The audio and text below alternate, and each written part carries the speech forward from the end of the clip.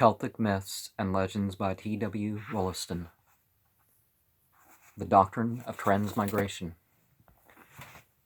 Actually, probably originated from the culture that we now call the Yazidi, about 30,000 years ago. Well, I mean, as far as what we see evidence for. Many ancient writers assert that the Celtic idea of immortality embodied the Oriental conception of the transmigration of souls, and to account for this, the hypothesis was invented that they had learned the doctrine from Pythagoras, who represented it in classical antiquity.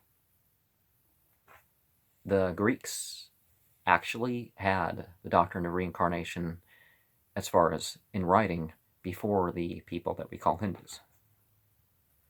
Thus, Khazar, the principal point of the Druids' teaching, is that the soul does not perish, and that after death it passes from one body into another.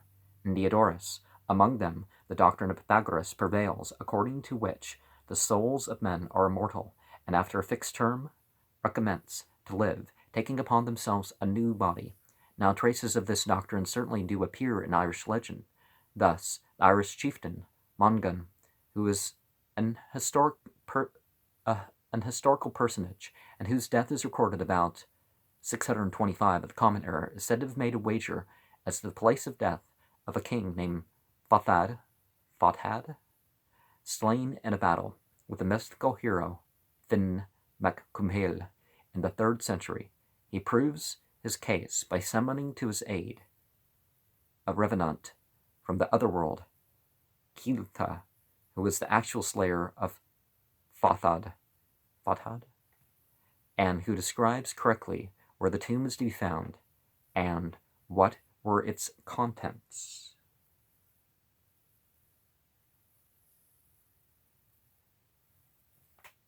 He begins his tale by saying to Mongan, "We were with thee," and then turning to the assembly, he continues, "We were with Finn, coming from Alba." Isn't Alba one of the old names of Scotland, or part of Scotland? "Hush," says Mongan, "it is wrong for thee to reveal a secret. The secret is, of course, that Mongan was a reincarnation of Finn." De Jobainville, Irish Mythological Cycle, page 191.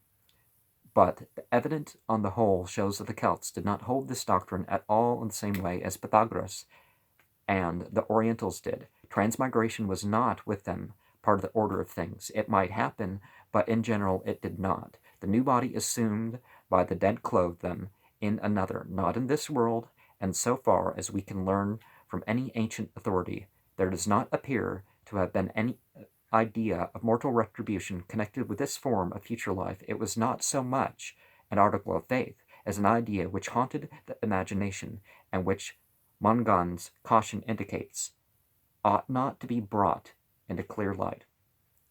However it may have been conceived, it is certain that the belief in immortality was the basic of Celtic Druidism. The etymology of the word druid is no longer an unsolved problem. Druid from oak tree, but anyways, it has been suggested that the latter part of the word might be connected with the Aryan root vid, which appears in wisdom, in the Latin videre, etc.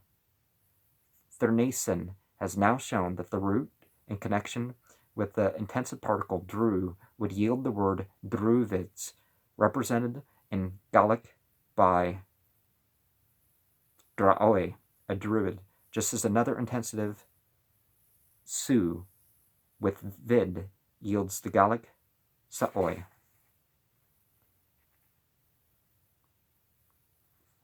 Khazar affirms this distinctly and declares the doctrine to have been fostered by the Druids rather for the promotion of courage than for purely religious reasons, as intense otherworld faith, such as held by the Celts, is certainly one of the mightiest of agencies in the hands of a priesthood who hold the keys of that world. Now Druidism existed in the British Islands, in Gaul, and in fact, so far as we know, wherever there was a Celtic race amid a population of dolmen builders, there were Celts in Cisalpine Gaul, but there were no dolmens there, and there were no druids. And see Rice Holmes' Khazar's Conquest, page 15 and page 532 to 536.